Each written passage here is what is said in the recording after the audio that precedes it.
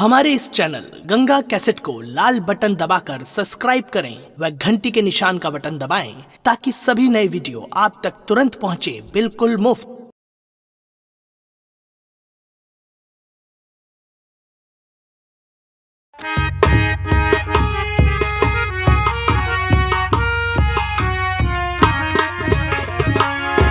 जय हिंद सर। जय हिंद। चौकीदार, यस सर। जाओ उस मुलजिम को लाओ जिसकी फांसी होनी है। Yes sir. जाओ।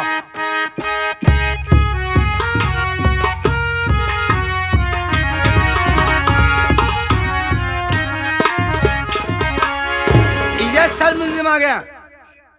ठीक है, इसे फांसी पे चढ़ा दो क्योंकि 7:10 होने को हैं। इसे फांसी पे चढ़ाओ। Yes sir. चढ़ाओ।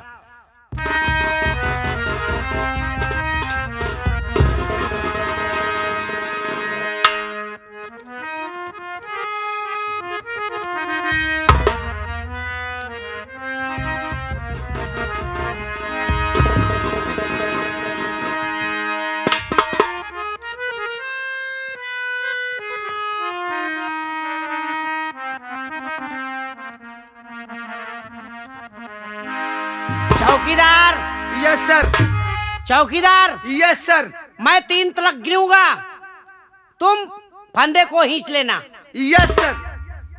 जी सर। नंबर 1 और 2।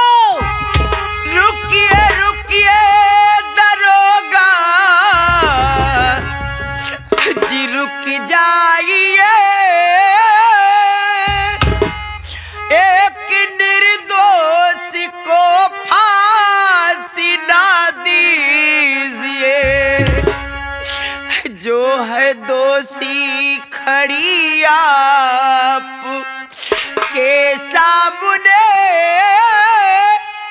एक निर्दोष को फांसी ना दीजिए।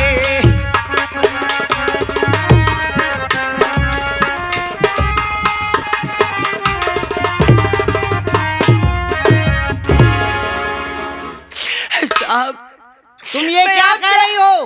मैं आपसे हाथ जोड़कर विनती करती हूँ, आपके पाँव पड़ती हूँ साहब।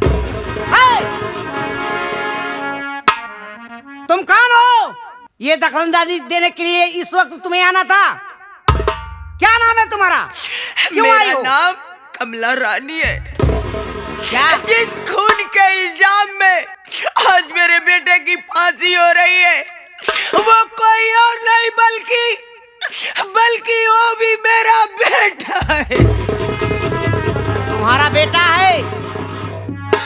वो मेरी बड़ी बहन का लड़का था, बल्कि उसे मारने वाला कोई और नहीं साहब। उसे मारने वाला कोई और नहीं बल्कि मैं उसे इन्हीं हाथों से जान से मार डाली। अरे ये तू क्या कर डाली? तू तो औरत के नाम पर कलंक है। जो माँ होती है उससे बड़ी मौसी माँ होती है, और तू अपने बहन के ही बच्चे को खा गई। लेकिन ये तुम्हारे कहने से मुझे यकीन नहीं होगा। मुझे तो सबूत चाहिए। तुम्हारे पास क्या सबूत है कि तुम सच कह रही हो या कि झूठ बोल रही हो? नहीं साहब, आप मेरी बातों पर विश्वास कीजिए। मैं सच कह रही हूँ कि प्रमोद को मैंने ही मारा है और मेरा बेटा विनोद निर्दोष है। लेकिन इसी बात को तो रोना है साहब कि मेरे पास कोई सबूत नहीं है। जब तुम्हारे पास कोई सबूत नहीं है तो उधर खड़े हो जाओ, फांसी देखो। नहीं साहब, मेरे बेटे को छोड़ दो साहब। कानून सबूत मांगता है। चौकीदार। Yes sir. इस बुढ़िया साली को लगाओ 2500 हंटर, तब इसकी अक्ल ठिकाने पर आएगी। साहब, आप चाहे मारते मारते मेरी जान ले लीजिए, लेकिन मेरे बेटे को छोड़ दो।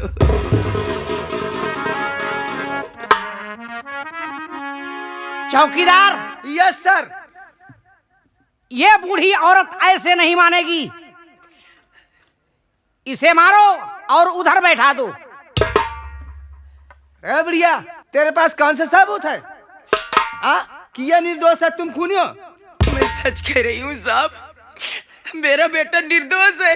तुम झूठ बोलती हो। मैं अपने इन्हीं हाथों से प्रमोद को जान से मारी हूँ। मेरी बातों पर विश्वास कीजिए। बढ़िया, झूठ मत बोलो।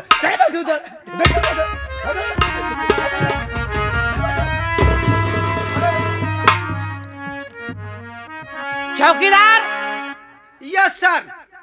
मैं गिनती गिनने चला हूं, फांसी के फंदे को खींच लेना। Yes sir. नंबर 1 और 2। रुक जाइए सर। कौन हो तुम? नमस्ते सर। जो इस वक्त डिस्टर्ब करने के लिए यहाँ पर आ गए हो? सर मैं बता रहा हूँ सर, मेरा नाम डॉक्टर केशव प्रसाद है।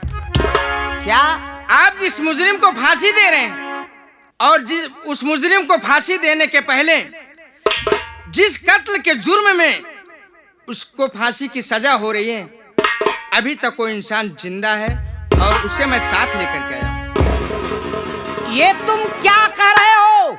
जिस कत्ल के इल्जाम में हम उसे फांसी दे रहे हैं, वो व्यक्ति अभी तक जिंदा है? हाँ सर। ऐसा हो ही नहीं सकता है। भूत होगा सर, भूत होगा सर। क्योंकि अपनी इन्हीं नजरों से हमने देखकर उसकी लाश पोस्टमार्टम के लिए भेजे थे। चौकीदार, यस सर। पोस्टमार्टम लाश ले गए थे। Yes sir. रिपोर्ट में कुछ आया था? Yes sir. तो हमको दिखाया था? Yes sir. Yes sir. आपने बिजी थे सर। मैं बिजी था तो हमें रिपोर्ट दिखाना ही भूल गया तू? सर मैं दिखा रहा था सर, आप देखा ही नहीं सर। तो ठीक है डॉक्टर साहब। जी सर। मैं आपके बातों पर विश्वास करता हूं, क्योंकि आप एक डॉक्टर हैं। उस पिता परमेश्वर के बाद दूसरा भगवान डॉक्टर ही कहलाता है। लेकिन मैं ये कैसे मान लूं कि वो व्यक्ति अभी तक जिंदा है? डॉक्टर साहब, जब तक तुम हमारे सामने उसे पेश नहीं करोगे, मैं इसकी फांसी नहीं रोकूंगा। साहब मैं एक पेशे से डॉक्टर हूँ और एक इंसानियत के नाते मैं अपनी क्लिनिक पर जा रहा था और क्लिनिक पर जाने के पहले ये देखा रास्ते में एक आदमी पड़ा हुआ था, उसके गले में धारदार हथियार से मारा गया था।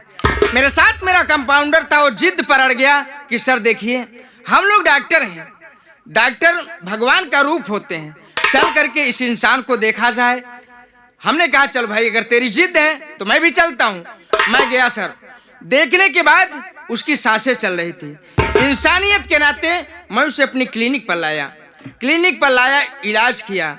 इलाज करने के बाद जब वो इतना बताया कि मेरी मौसी माँ ने खुद स्वयं मेरे ऊपर धारदार हथियार से वार किया, तो मैंने उसे कहा कि देख प्रमोद, आज के बाद तू मेरी क्लिनिक पर रहेगा, तू अपने घर मत जा, नहीं तो तेरी मौसी माँ तेरी जान ले लेगी।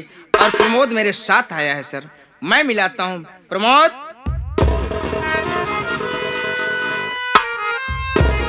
ये रहा प्रमोद सर।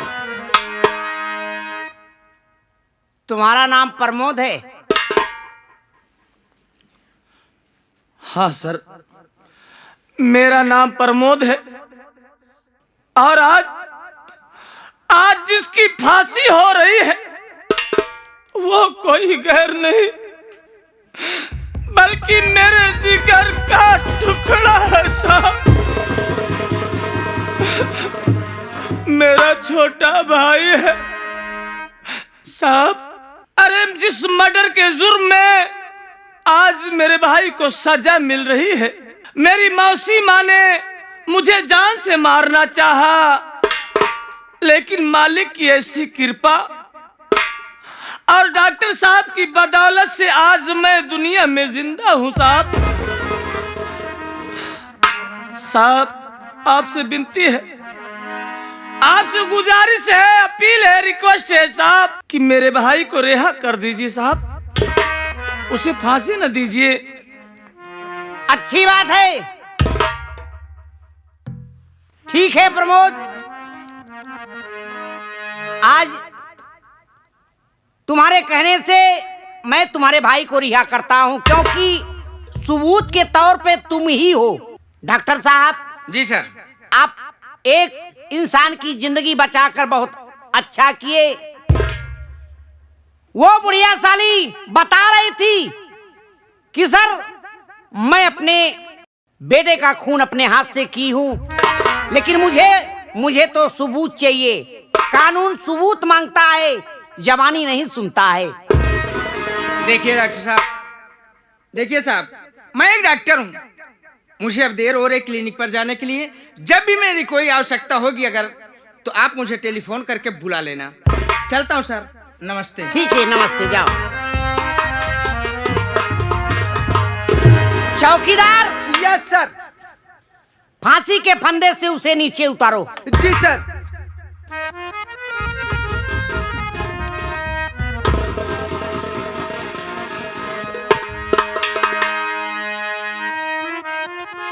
प्रमोद। जी साहब। देखो, मैं तुम्हें केवल 2 मिनट का मौका दे रहा हूं। तुम अपने भाई से मिलना चाहते हो तो मिल सकते हो। अच्छी बात साहब। मुन्ना, मुन्ना,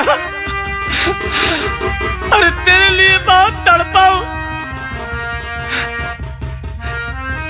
तेरे लिए बहुत तड़पा हूं मुन्ना। क्या यार आज मेरे सीने से नहीं लगेगा? मुन्ना। भैया, भैया, एक कैसा चमत्कार है भैया। अरे मैं कभी सोच नहीं सकता था कि मेरा भैया कभी मेरे नजरों के सामने फिर से आकर खड़ा हो जाएगा। भैया मुझे माफ कर देना मेरे बड़े भैया। दूसरों के कहने पे न जाने कितना सितम तुझ पर बिनोद ढाया है भैया। अरे हो सके तो अपने छोटे अनुज को माफ कर।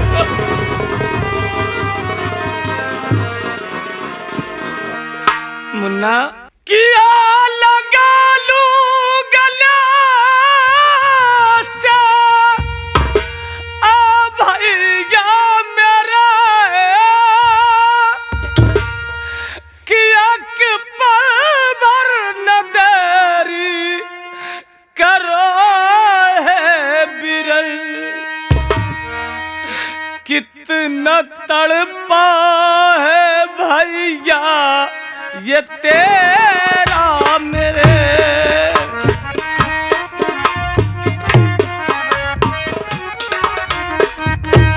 कितना तड़पा है भैया तेरे लिए। एक पल भर न देरी करो है बिरल। मुन्ना लगा लू भैया, भैया, भैया।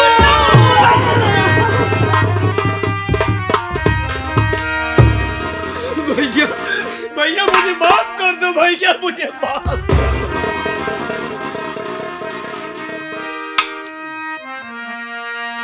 नहीं मुन्ना नहीं, इसमें तेरी कोई गलती नहीं, इसमें कोई तेरा दोष नहीं।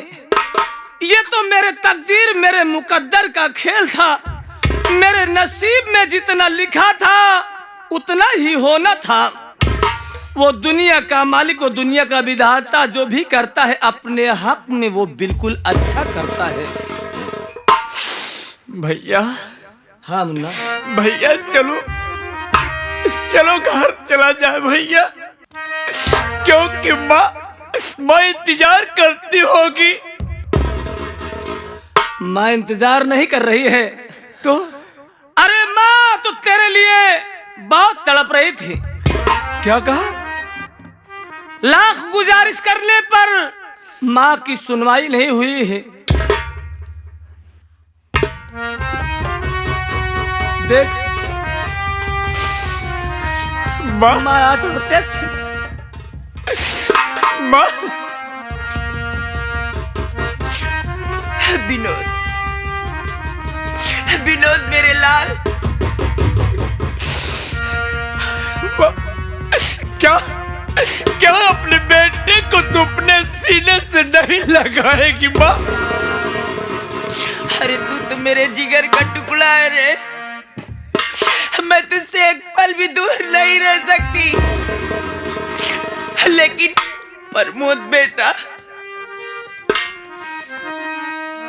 अरे तू तो मुझे हमेशा अपनी माँ कहता था, हमेशा अपनी माँ कहता था, लेकिन मैं ही तुझे अपना बेटा नहीं बना सकी। मैं जानती हूँ प्रमोद कि तू मुझसे बहुत खफा है, मुझसे नाराज है, तू मुझसे बातें नहीं करना चाहता, लेकिन हो सके तो मुझे माफ कर देना बेटा।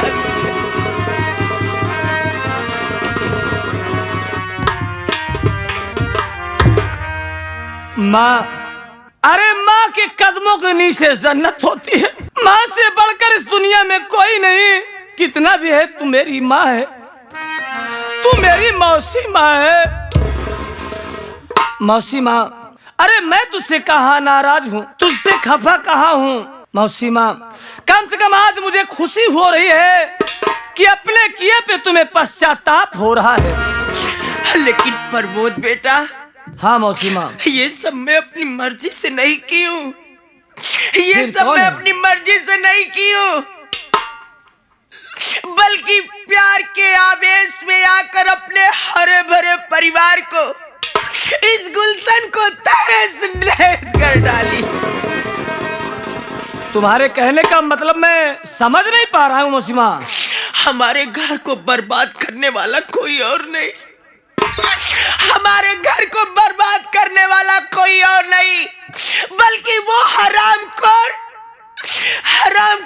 जगत सिंह है। क्या मौसी माँ कि मेरे इस स्वर्ग से सुंदर घर को बर्बाद करने वाला जगत सिंह है? तो ठीक है मौसी माँ, हम लोग चलते हैं और उससे गिन गिन के बदला चुकाना है, और उससे इस बात को पूछेंगे कि आखिर मेरे घर से, मेरे परिवार से उसकी रंजिश क्या थी, या कोई दुश्मनी क्या थी, ऐसा क्यों किया, ऐसा कदम क्यों उठाया। साहब, प्रमोद, असली कातिल वो जगत सिंह है। जी सर। ठीक है, चलो हम सब मिलकर उसे वहीं उसके घर पे गिरफ्तार करते हैं। नहीं, वो साला बहुत चालाक है, वो अपना घर छोड़कर कहीं देश परदेश या विदेश वो भाग सकता है। चलो सब कोई हमारे साथ चलो, आओ।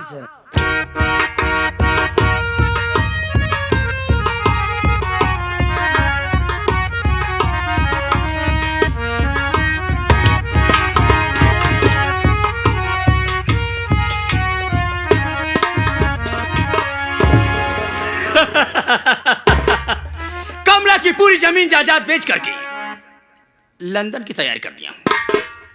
अब मेरे फ्लाइट का टाइम हो गया है, मैं चलता हूं। पहले फ्लाइट पकड़ के लंदन चलूंगा, उसके बाद अपनी नई दुनिया बसाएंगे। बहुत मजा आएगा, कसम भोलेनाथ की।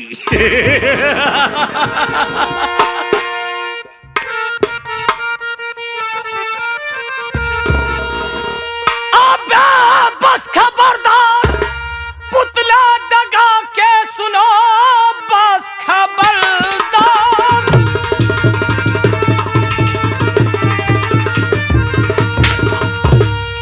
बस खबरदार, पुतला दगा के सुनो, खत्म। मौत की बदली चारों तरफ छा गई, आज से होती सुल्तानी तेरी ही खत्म।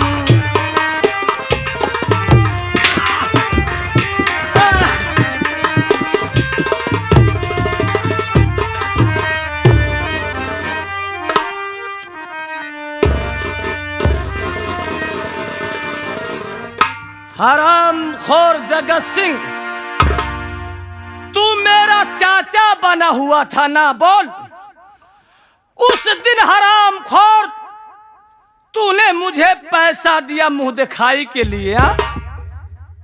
पैसा देकर और मेरे भाई से तुमने क्या कहा?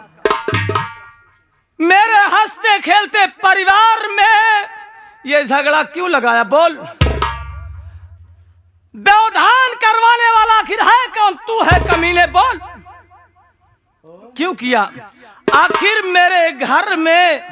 मेरे घर से तेरी दुश्मनी क्या थी? बोल, रंजिश क्या थी? मेरी बात सुनो, तुम जानना चाहते हो हाँ कि तुम्हारे घर से मेरी दुश्मनी क्या थी? जानकर हर्ज में पड़ जाओगे। सोचने वाली बात है। दुश्मनी बहुत गहरी थी। कैसी दुश्मनी? यही तो मैं जानना चाहता हूँ। तुम्हारी मौसी माँ है जिसका नाम कमला है, हमारे साथ में बचपन में हाई स्कूल इंटर पढ़ाई किया। पढ़ाई करते समय उसने मुझसे वादा किया कि जगत सिंह, मैं शादी करूंगी तो तुमसे करूंगी, अन्यथा मैं जिंदगी भर कुंवारी रहूंगी। उसने मुझसे वादा करके शंकर भगवान भोलेनाथ के मंदिर पे जाकर के कसम खाई। कसम खाने के बाद उसने अपनी शादी तेरे चाचा से रचा लिया। मेरे साथ बहुत बड़ा धोखा किया। उसी दिन से मैं सोचने लगा, कमला, तूने मेरे साथ धोखा किया है तो एक दिन मैं तेरे साथ जरूर धोखा करूंगा। इसलिए उस अपमान का बदला हमने चुकाया। हरामखोर कमीने साले, अगर थोड़ी सी इंसान नादानी कर दे तो इतनी बड़ी सजा? देखो प्रमोद, मेरा स्वर्ग जैसे घर को तूने बर्बाद कर दिया। तेरे दिल को तसल्ली नहीं मिली। आज मैं तुझे तड़पा के मारूंगा। मुन्ना, आज से तड़पा के मारो और कहिए दोबारा ऐसा चाचा कदम न उठाए। जगत सिंह। विनोद बेटा, कौन बेटा वे? किसका बेटा? बेटा ऐसा है, जो हुआ सो हुआ, उसे भूल जाओ। मैं तो इसका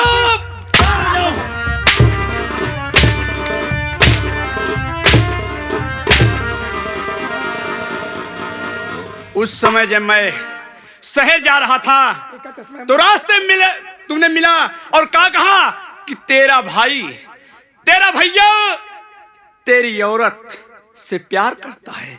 मैंने अपने आंखों से देखा है। अब बता, क्या सच था? बात ऐसी थी कि मुझसे गलती हो गई। गलती हो गई मेरी।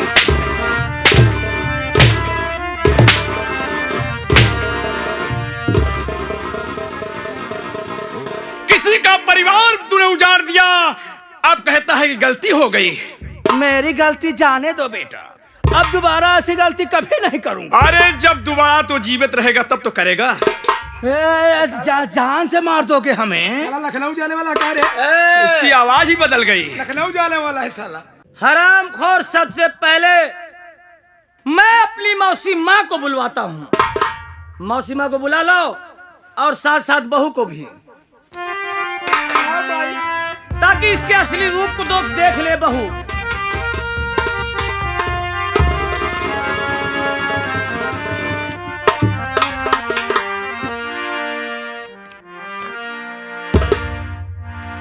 मौसी माँ, यही वो जहरीला नाग है। ये इतना जहरीला नाग है, ये हरामखोर अपने जहरीले विष से सबको डसना चाहा, इस परिवार को खत्म करना चाहा। इतना ही नहीं मौसी माँ, आप शायद नहीं जानती हूँ कि मेरी ये बेटी समान बहू ये हरामखोर लांछन लगा दिया, मुझे कलंकित बनाया, इसी की देन है। इसका अंजाम क्या होगा? मैं तो कहता हूं प्रमोद, एक बार नहीं 100 बार कह रहा हूं, अगर अब तुम लोग बड़े हो गए हो, कहाँ मानने वाले हो, मैं तो कहता हूं मेरी गलती क्षमा कर दो। अच्छा, ऐसी गलती दोबारा नहीं करूंगा। अपनी पूरी वसीयत अपने नाम करा लो। हरिचंद, इनका कागज इनको दे दे। अब इनके जमीन जायदाद से हमें कोई मतलब नहीं। अब ऐसा है वे, मोहब्बत में ऐसा होता है। खुद बोल बे। मोहब्बत में ऐसा होता है क्योंकि जब हमको धोखा दिया तो हम सोचे कि हम इसको भी धोखा दे दें। ऐसा कर दिया, मगर कभी नाव पानी में कभी झूरे चलती है। जो तुहार बहनी वाला खतवा बोका लेता है क्या? वो वही खाता कहा जाता है। हजार वसीयत नमक सतवा रखे है। हाँ हाँ, जाके तेजपुर से लेता, वहाँ मिलेगा। साले जरा पूछो इससे, इसके साथ बर्ताव क्या किया जाए? ऐसा है प्रमोद बेटा, हाँ मौसी माँ, इस हराम खोर की मैं सूरत नहीं देखना चाहती, इसे कानून के हवाले कर दो। ठीक है मौसी माँ, इसलिए कि ये इतना जुर्म किया है, इतना गुनाह किया है, हम इसे प्रशासन के हवाले करेंगे और इसे सजा कानून देगा। अगर हम इसे छोड़ देंगे, आजाद कर देंगे, तो लोगों के हौसले बढ़ जाएंगे। जो कभी कभी रास्ते भटक जाते हैं, दिशाहीन हो जाते हैं या कुमारक के मार्ग पर पांव रख लेते हैं, इसे बात कर ले चलो, हम प्रशासन के हवाले करते हैं, इसे कानून सजा देगा।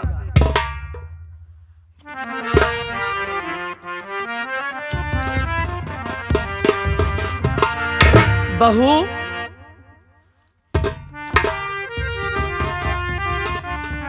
बहू तू तो देवी है, तू तो गंगा की तरह पाक और पवित्र है बहू, तू धन्य है बहू। इतने जुल्म सहने के बावजूद भी तूने यहां से कोई कदम नहीं उठाया, इस घर को संवारा तक रखा।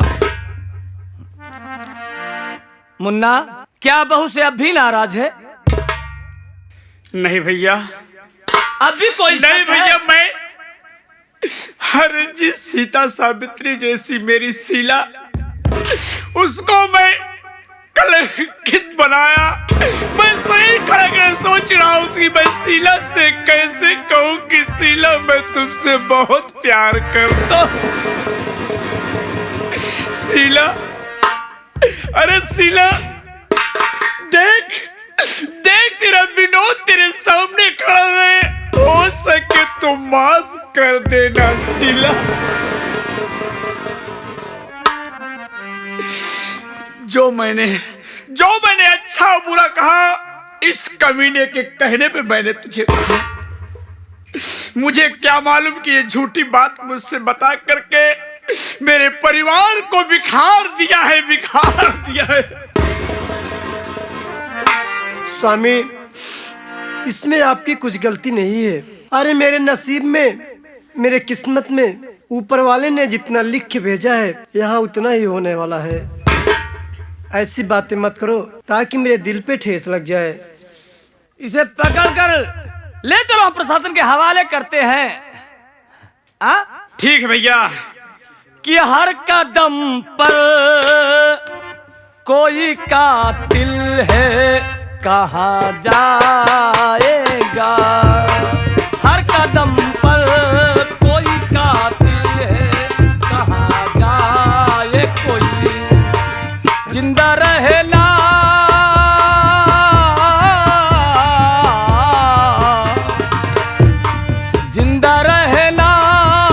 बड़ा मुश्किल है, कहाँ जाए कोई?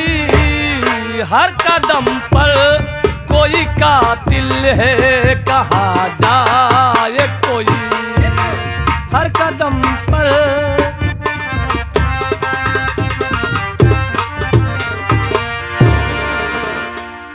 हाँ साथियों, ये रहा आकाश स्वर संगीत पार्टी का आखिरी रिजल्ट। संगीत का नाम था विष से भरी गिलास। मौसी माँ, विष से भरी गिलास उर्फ जमींदार तिलक सिंह। अगर इस संगीत में हम बच्चों से कहीं गुस्ताखी हुई हो या भूल हुई हो, अपना भाई अपना बेटा समझकर हम लोग गलती माफ करें। जय हिंद, जय भारत।